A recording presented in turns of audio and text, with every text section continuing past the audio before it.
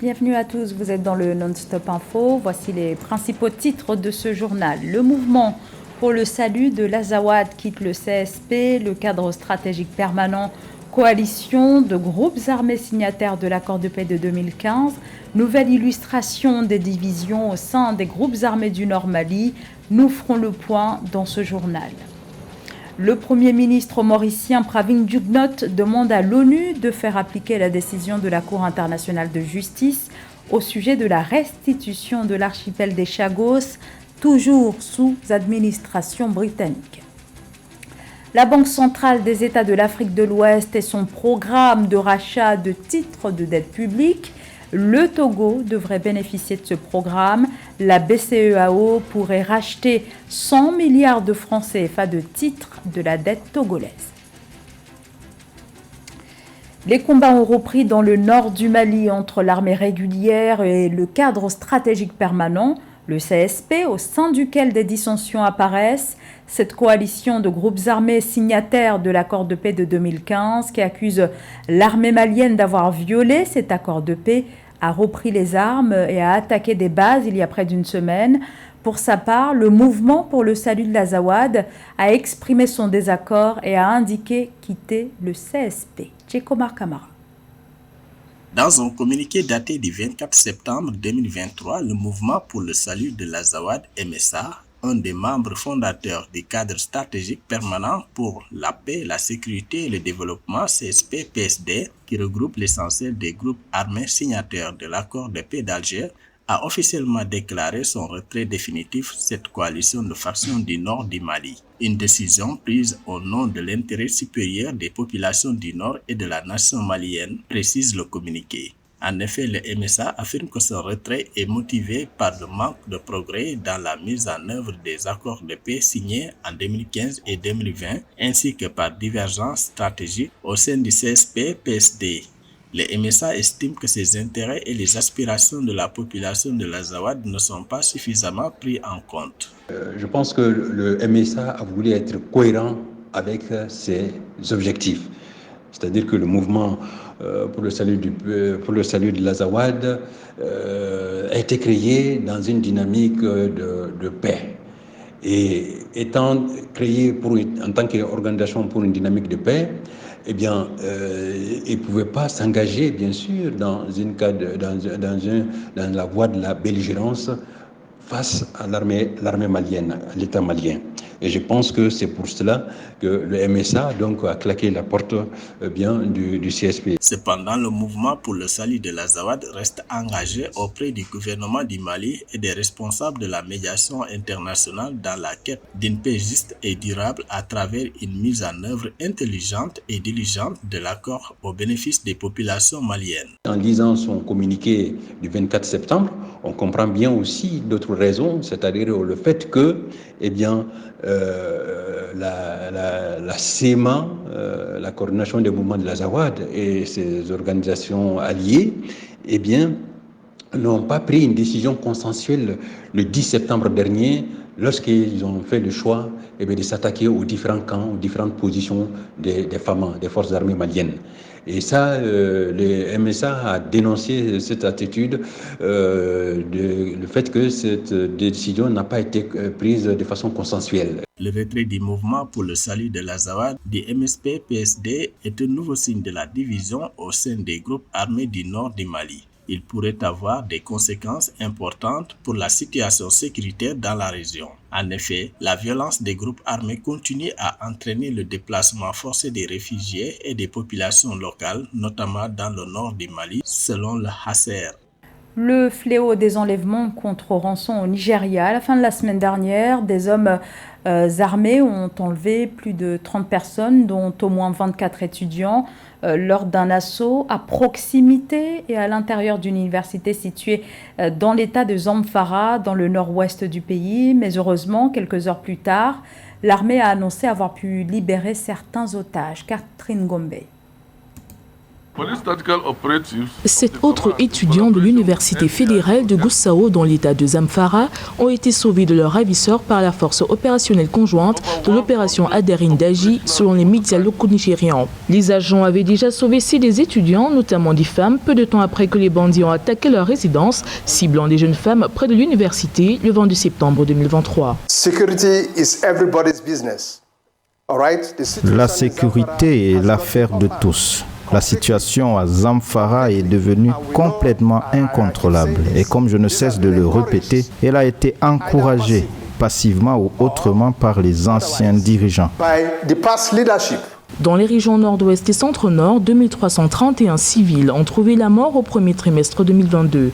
Ces régions ont subi 65% de tous les incidents de sécurité du Nigeria pendant cette période, selon la société de sécurité Beacon Consulting basée à Abuja. Les bandits basés dans les forêts reculées du nord-ouest du Nigeria sont devenus de plus en plus dangereux en 2022, avec une intensification de leurs attaques et leurs enlèvements qui ciblent les étudiants de l'université de Gusau, les villageois et les fermiers.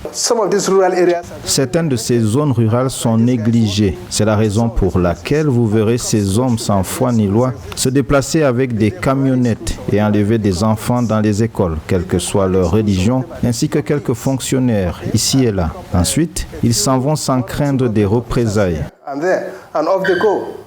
Le Bureau national des statistiques estime que la crise sécuritaire de la région est le résultat d'une compétition de longue date autour des ressources foncières et hydriques, principalement entre les éleveurs Peul et les agriculteurs majoritairement Hausa, deux communautés qui au fil du temps ont mobilisé des groupes armés pour assurer leur protection. La violence des bandes organisées qui a commencé dans l'état de Zamfara s'est depuis étendue à 5 autres états, Kaduna, Katsina, Sokoto, Kebbi et Niger, le dernier étant situé dans le centre-nord du Nigeria. Les États-Unis et le Kenya signent un accord de coopération pour les 5 prochaines années. Cet accord concerne principalement le domaine de la défense. Il s'agit de renforcer les forces militaires du Kenya au moment où ce pays d'Afrique de l'Est va prendre la direction d'une mission multinationale de maintien de la paix en Haïti, chargée de lutter contre les gangs. Marie-Raphaël Antolo. Le 25 septembre 2023, le Kenya et les États-Unis ont signé un accord de défense qui permettra aux pays d'Afrique de l'Est d'obtenir des ressources et un soutien pour les déploiements de sécurité alors qu'ils s'apprêtent à diriger une mission multinationale de maintien de la paix en Haïti pour lutter contre la violence des gangs. L'accord oriente par ailleurs les relations de défense entre les deux pays pour les 5 prochaines années.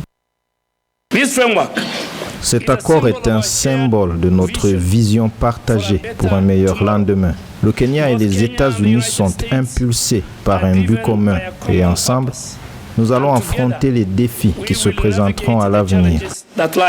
Dans le cadre de l'opération de solidarité envers le peuple haïtien, le Kenya s'est engagé à envoyer 1000 agents de sécurité pour lutter contre la violence des gangs dans le pays des Caraïbes. Cette mission, qui doit encore être approuvée officiellement par le Conseil de sécurité des Nations Unies, a cependant déjà reçu le soutien des États-Unis.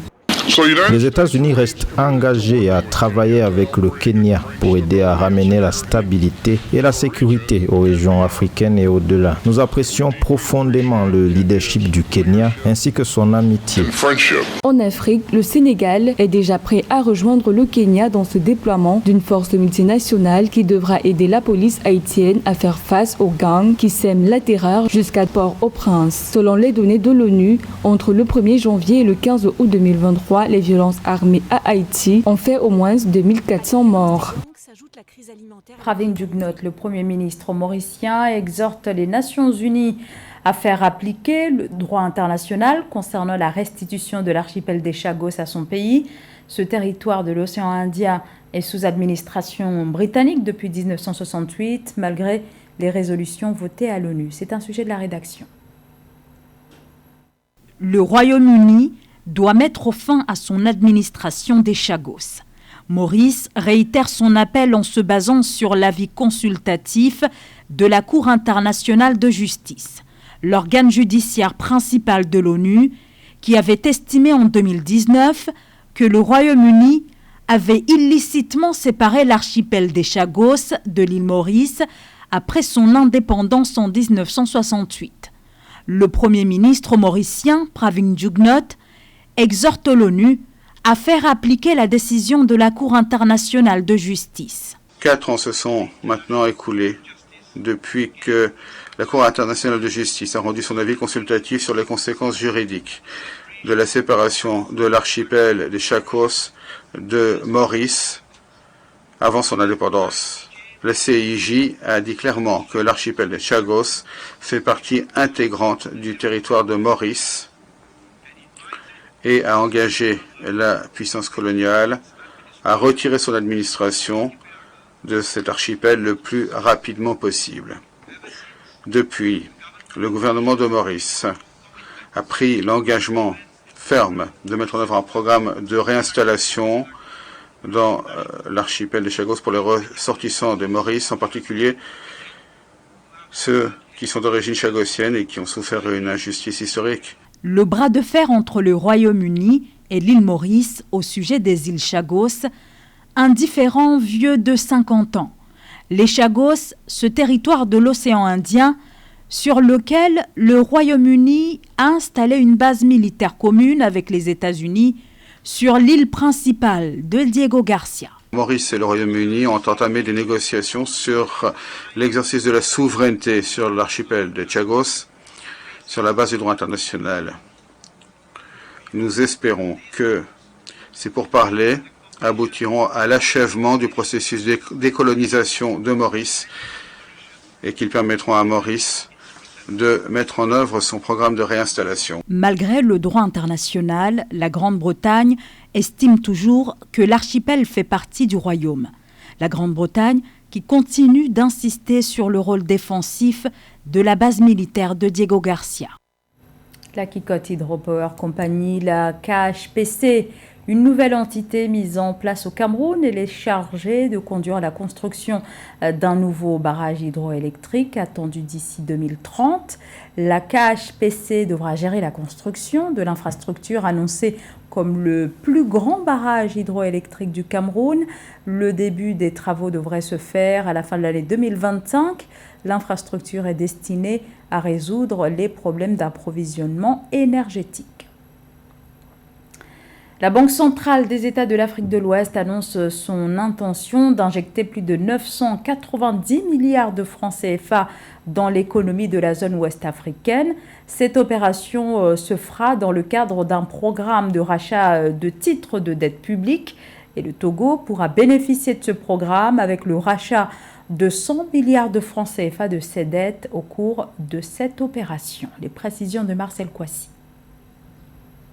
Dans le cadre de son vaste programme de rachat de titres de dette publique, la Banque centrale des États de l'Afrique de l'Ouest prévoit d'injecter 993 milliards de francs CFA dans l'économie de la zone UEMOA. Concernant le Togo, l'institution régionale prévoit le rachat de 100 milliards de francs CFA de titres de la dette publique. Selon les experts, ce rachat qui survient dans un contexte financier tendu, marqué par la hausse récente du taux directeur de la Banque centrale des États de l'Afrique de l'Ouest de 25 points de base, fixé maintenant à 3,25%, pourrait avoir des implications significatives sur l'économie du pays d'Afrique de l'Ouest. La BCEAO décide justement de racheter ces titres du Togo, va permettre justement au Togo de pouvoir réduire sa dette. Et qui dit pouvoir réduire sa dette va permettre justement d'avoir peut-être moins de charges de la dette et donc moins de remboursement. Donc cela va permettre au Togo de pouvoir utiliser justement l'argent qu'il ne va pas dépenser à rembourser la dette pour pouvoir financer d'autres projets d'investissement.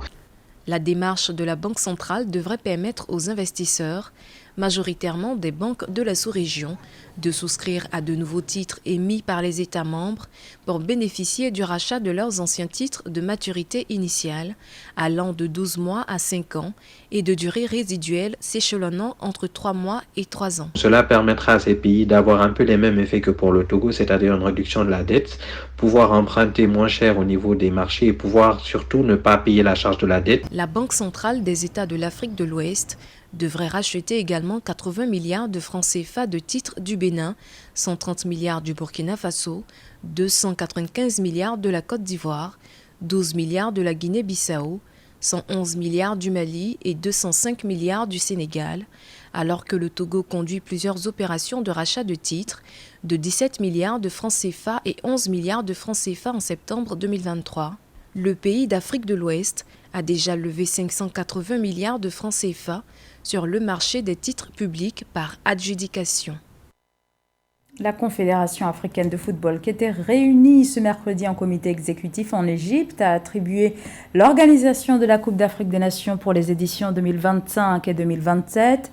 La 35e édition de la compétition a été attribuée au Maroc. Cette attribution intervient au lendemain du retrait surprenant de l'Algérie. Le Maroc était donc seul dans la course. Pour ce qui est de la CAN de 2027, elle sera organisée par 3 pays d'Afrique de l'Est, le Kenya, l'Ouganda et la Tanzanie, une première pour la région d'Afrique de l'Est depuis 1976. Et c'est la fin de ce journal. Merci à tous de nous avoir suivis. L'information continue sur Africa 24.